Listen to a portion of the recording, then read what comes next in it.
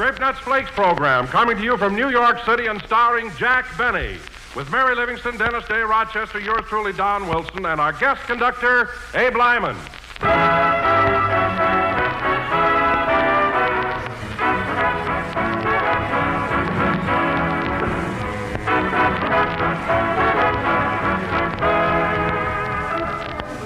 Habit? Who has a habit? Now, here's a funny thing. Why is it we're always hearing so much about bad habits? Yours and mine and the next-door neighbors.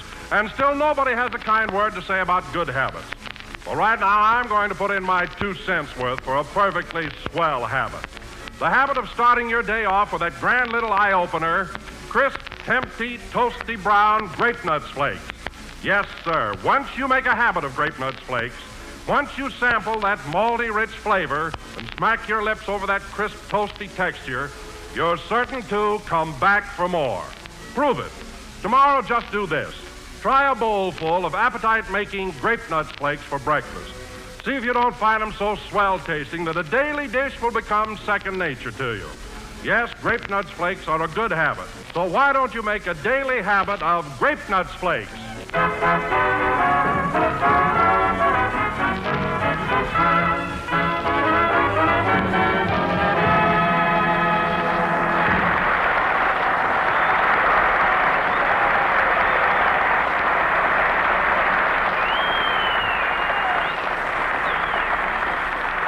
And now, ladies and gentlemen, we have a little surprise for you. Jack wired us that owing to a slight delay coming up on the train from Norfolk, Virginia, he will be just a few minutes late. So while we're waiting for Jack, I'll turn the mic over to his very good friend, the famous star of Showtime, Georgie Jessel.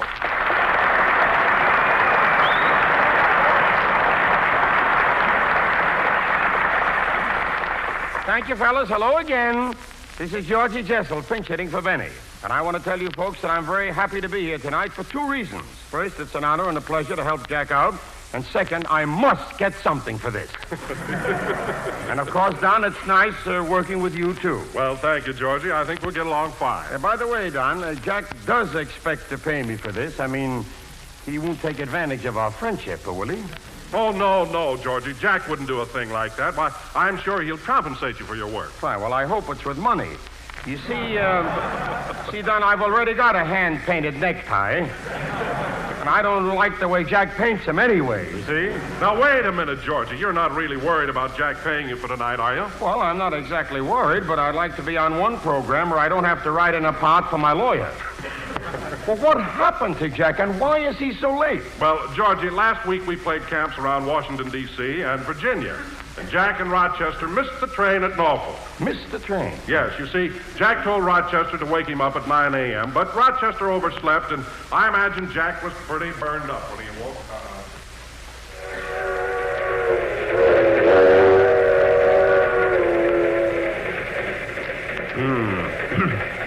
Imagine missing my own program. Listen, Rochester, there's no excuse for your oversleeping this morning, especially after I gave you that alarm clock. Well, I was dreaming I was in the ring with Joe Louis, and when the bell rang, I came out fighting.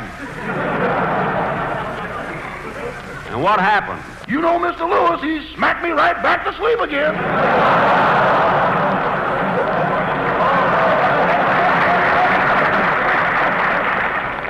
Look, Rochester, I'm not interested in your dreams. You're always telling me yours, boss. Remember the night you dreamt you was a mother robin? Never mind. And you woke up sitting in your toupee?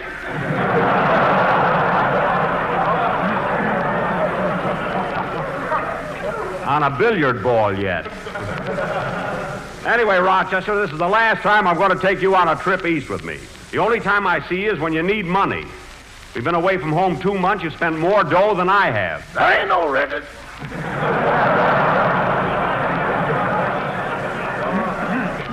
You've spent plenty, and most of the time you lose it in a crap game. A crap game? Yes. Up in Harlem, we call it ivory stock market. I don't care what you call it. We'll talk about this later. Say, boss, who's taking your place on the program tonight? A fellow named Georgie Jessel. He's a great pal of mine. Mr. Jessel? I never seen him. What does he look like? Well, I'd say that Jessel was medium height, nice personality, and looks something like an anteater.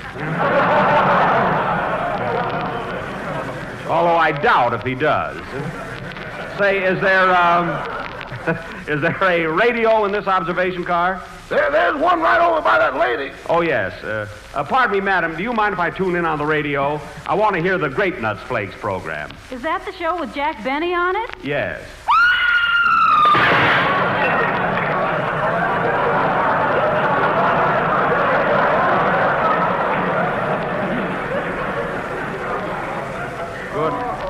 Good heavens, she jumped out the window. Oh, well, everybody can't like me. Now, Rochester, tune in NBC. It's around 65 on the dial. Yes, sir.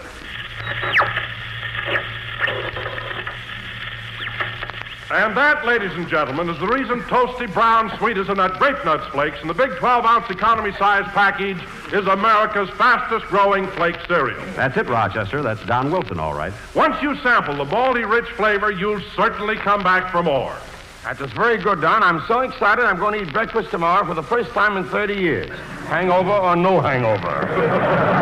Well, Don, how am I doing so far? Do you think I'm handling the program all right? Well, to tell you the truth, George, and please don't repeat this to Jack. Oh, you can trust me, Don. I think you've given this program new life. Frankly, Jack belongs to the yuck-yuck school of humor. Yuck. Say, Georgie, you've known Jack a long while, haven't you? Oh, yes. As a matter of fact, Jack and I did an act together in vaudeville. We were known as Myrtle, the Dancing Horse. Oh, did you and Jack work in a horse costume? Oh, yes, and Jack did a great job, even though he had the worst end of it. You know what I mean, Don? He couldn't look out at the audience and wink like I did, huh? By the way, Don, where is Mary? Here I am. Hello, Georgie. Hello.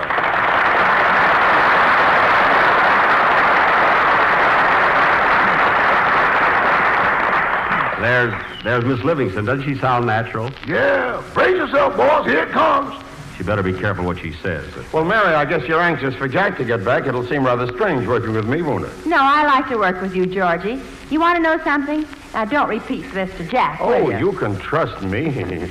Well, believe me, it gets pretty tiresome week after week looking at that blank face of his. Looks like a pot of library paste. Whoever saw a library paste with big blue eyes? Well, Mary, after all, I'm not so much to look at myself. But at least you're different. You smile and laugh once in a while. Jack never laughs.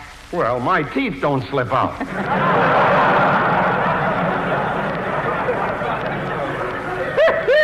That's a good one. Shut up, Rochester. Now, you shut up, Rochester. My teeth don't slip out. No, sir. You hold them in better than anybody. Quiet now. I want to hear this. Say, Mary, I'd like to ask you something, and believe me, you're the first one I've mentioned this to. What do you think Jack's going to give me for taking his place on the program tonight? Well, first he'll come in and ask you how much you want. Yes?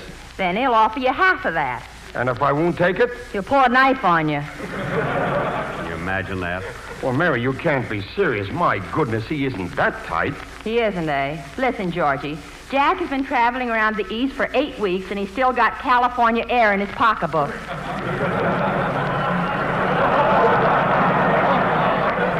Oh, he must have opened it up to let the moth see Radio City. Rochester. He ain't no good at all.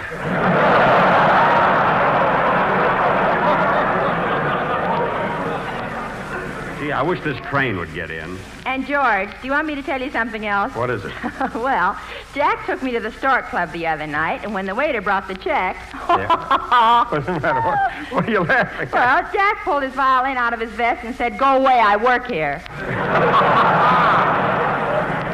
That's a big fib. Well, Mary, you've given me a very vivid picture of what I'll have to go through when Jack comes in. Anyway, let's have a band number from Abe Lyman. And play something loud, Abe. My mother's listening in, and she hasn't got a radio. She just opens the window.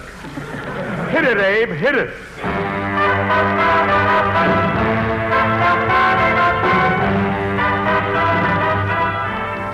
Look, Rochester, we're getting into the Penn Station. That's right. New York, all out. Last one off the train is a pot of library paste. Catch on? Grab those bags, Rochester. I want to rush over to the studio. Okay. I'll go right to my hotel and pack the trunk. Remember, we're leaving town tomorrow. Oh, Porter! Porter!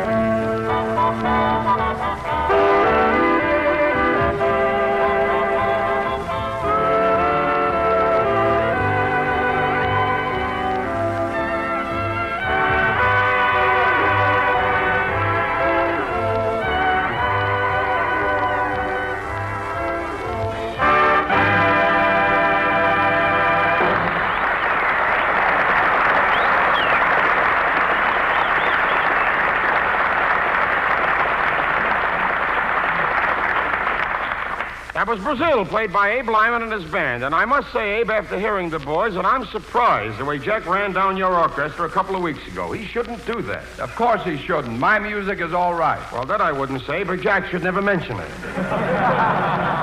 By the way, Abe, I don't know whether you know this or not, but I have been writing an autobiography. Autobiography. That means the story of my life. Thanks. Oh, you're welcome.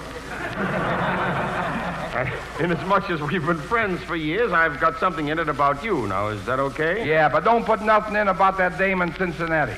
Oh, don't worry, I won't. I'll simply mention that you're a bon vivant, a raconteur, an entrepreneur. Is that all right with you? Yeah, just leave out that dame in Cincinnati. Oh, I will. You see, this book I'm writing it's called So Help Me, and it ought to be out Say, any now, day. wait a minute, Georgie. Here comes Dennis Day. Do you know him? No, not personally, no. Well, you'll like him, Georgie. He's a great kid, although he's a little naive. Oh, you just leave Dennis to me. I'll handle him all right. I'll bet you $1 he'll drive you nuts. All right, it's a bet. Here he is, Georgie.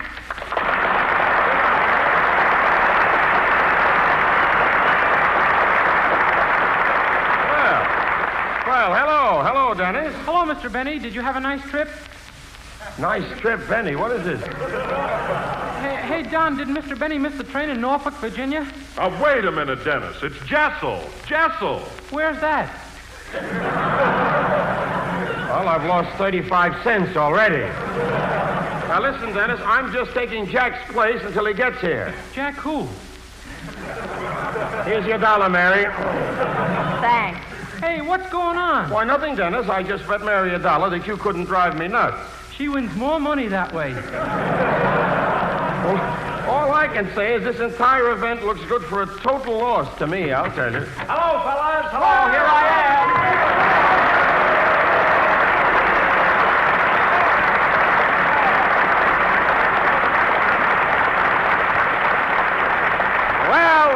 Well, it's sure good to be back. And am I glad to see you, Jack. Believe me. Me too. I kind of miss you, old pal. So did I, Jack. Boy, am I tickled to see you. Oh, yes, of course, certainly.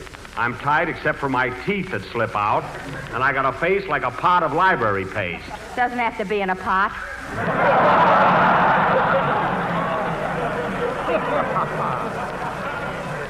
Well, there was a radio on the train. I heard every word you fellas said. That was fine loyalty talking behind my back. I didn't say anything about you, Mr. Benny. I know you didn't, Dennis. I just got here. I know that, too. Well, hello, Georgie. How did you like taking my place tonight? I will know in a little while. Well, I appreciate your coming over and helping me out. It was a great display of friendship. Here it comes, Georgie. I'm ready. Now, look, Jack, we're very good friends, you know. But this is my business, the same as yours. I understand that now. But look, Georgie. Look, nothing. You wired me to come here, I did, and I expect to get paid. Well, take it easy, Georgie. I'll give you a check for whatever you think your time is worth. Now, what do you want? Well, now, Jack, let me put it this way. If I don't sleep well tonight, it should be from happiness.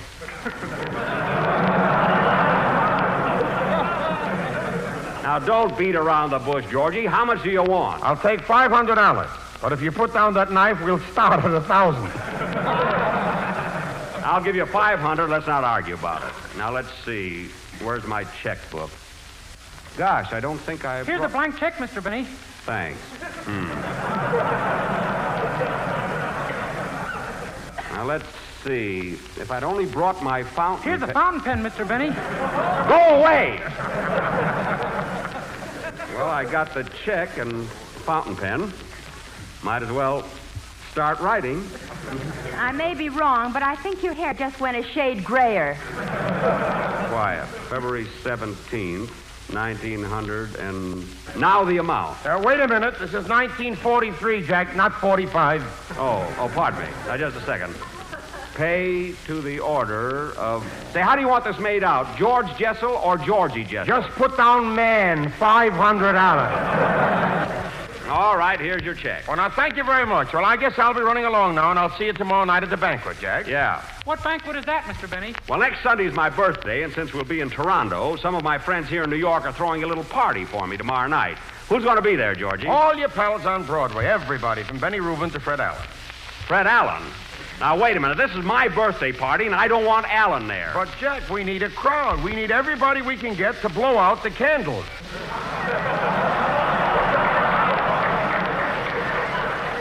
Now, cut that out. I'm not nearly as old as you are, Georgie, and you know it. Go on. I read in Newsweek magazine yesterday that you were 47 years old. 47, that's a misprint. You mean it should be 74? No. I mean, it should be 33, like I feel. All right, Alan. All right, Alan can come to the party. I knew that would happen. I knew it. Why don't I put commas there?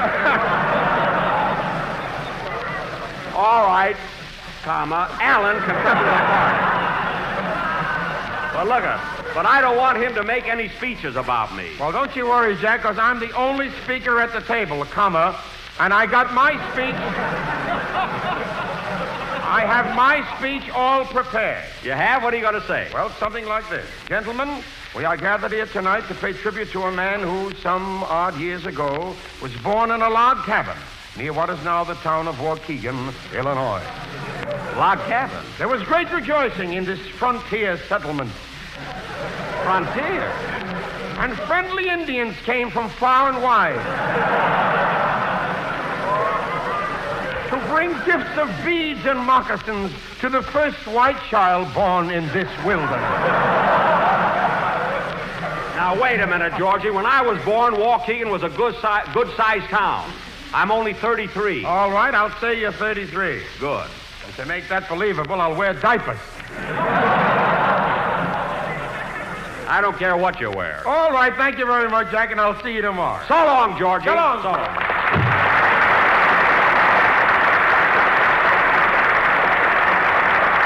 Oh, darn it.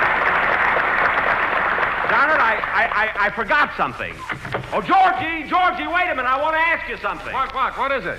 Georgie, I hear you're writing a book with a lot of anecdotes about yourself and people in show business. Is that right? Yes, it is. Well, does my name come up in it? Oh, sure, Jack. Several times. Well, look, Georgie. Yeah? Do me a favor, will you? Yeah? Don't mention that dame in Cincinnati. Yeah, I mean, you know. Well, so long, Georgie. So long. Comma.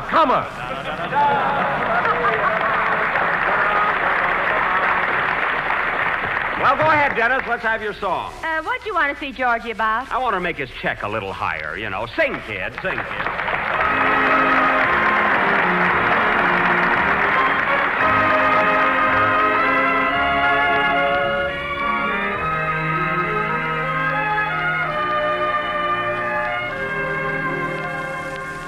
Moonlight mood when twilight is ending,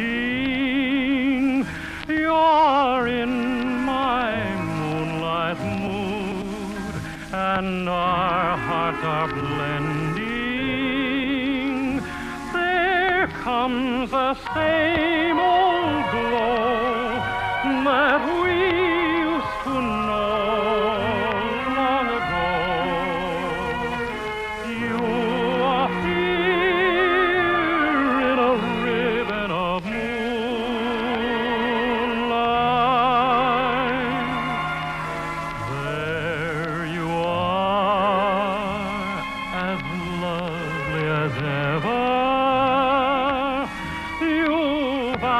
how by every star to love me forever.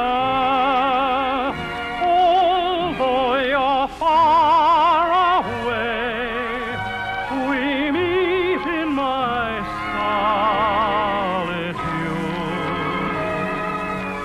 You are mine when I'm in my moonlight mood, my darling. There you are, as lovely as ever. You are by every star to love me forever. Although you're far away, we meet in my solitude. You are mine when I'm in my moonlight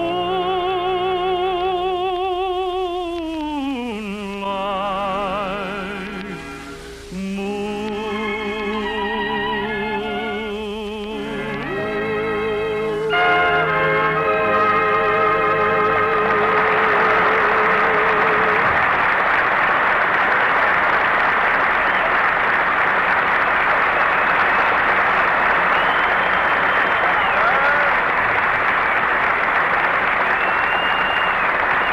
Well, my goodness.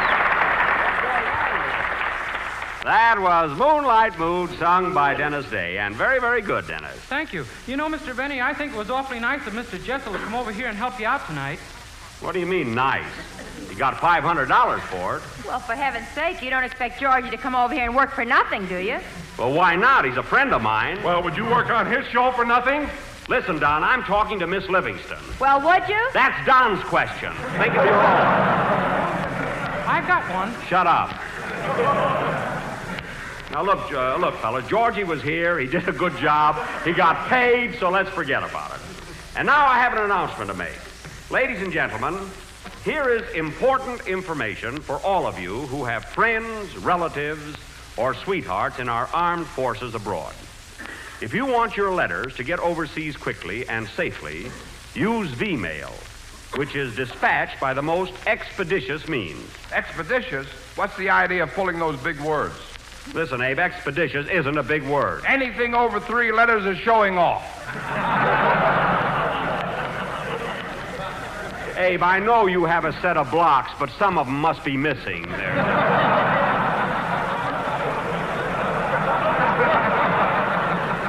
One leader I'd like to get that's been through 3rd grade. Let me finish this, will you, Abe? Huh? Will you go over and lay down someplace, or lie down, excuse me.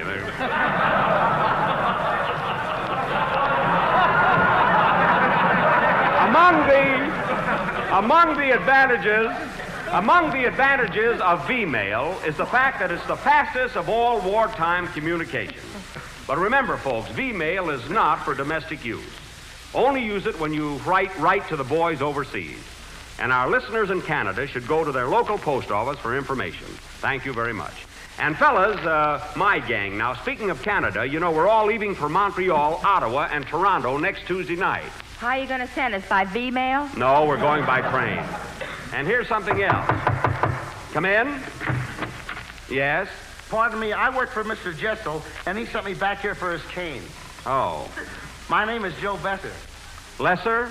No, Besser!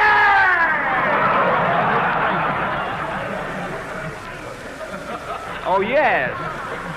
Yes, Besser. I never get that right. Well, Mr. Besser, what does the cane look like? Something like Jessel, only taller.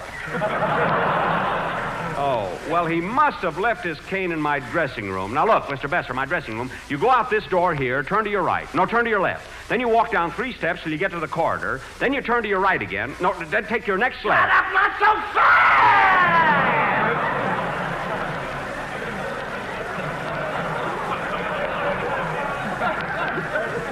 Oh, pardon me. Well, just ask an usher, and he'll tell you where it is. Goodbye. Goodbye. Oh, say, Mr. Benny, I'm going to be at your banquet tomorrow night. Oh, my birthday party? Well, you know, Mr. Besser, next Sunday, I'll be 33 years old. You old crazy you.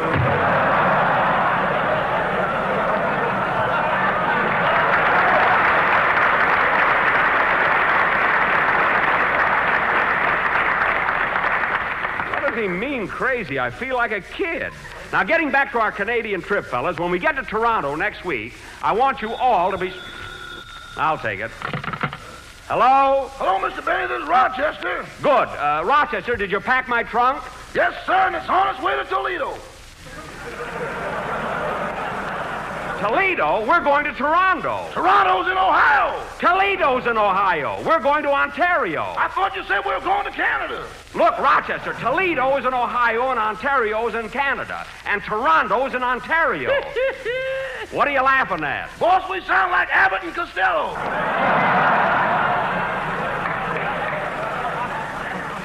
Now, Rochester, concentrate. Here's what you do.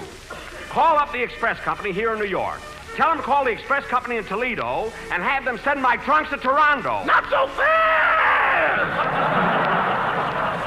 Rochester, because this is the worst mess that I've ever been in. And I...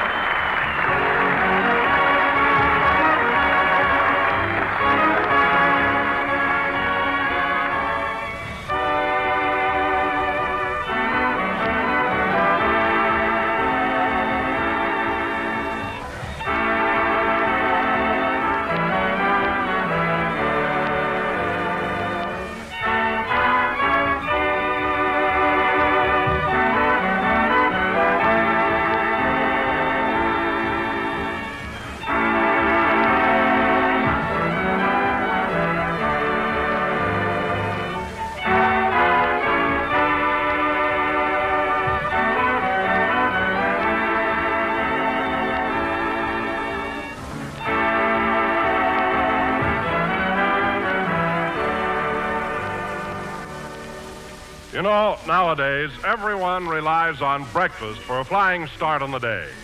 The man on the swing shift, the lad on the farm, the housewife, the youngster in school. But we're all taking on extra duties, and we're all using up extra energy. So we all need a full share of nourishment, the kind you get in tempting Grape Nuts Flakes. Because Grape Nuts Flakes are a whole grain cereal.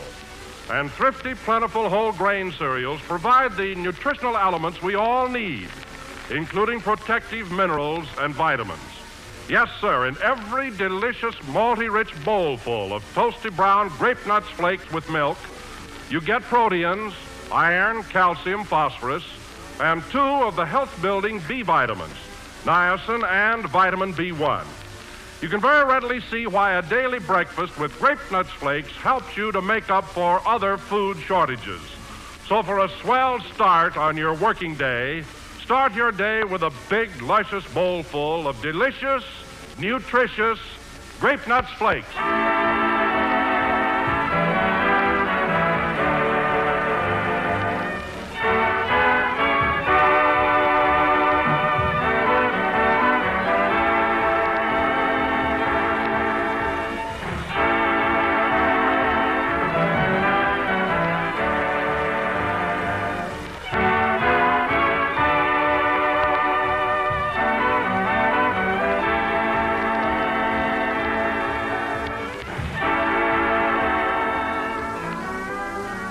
That was the last number of the 19th program in the new Grape Nuts Flake series, and we'll be with you again next Sunday night broadcasting from Toronto. And we'll be seeing you Canadian servicemen in Montreal Wednesday, in Ottawa Thursday, and Saturday night at Camp Borden, Ontario. Good night, folks.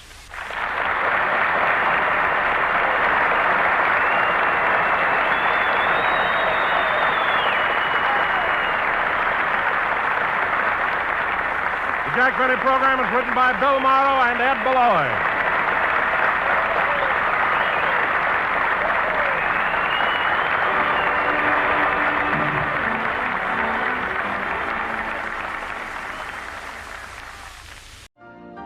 You've been listening to the OTR Gold Network. Find more classic radio at otrgold.com.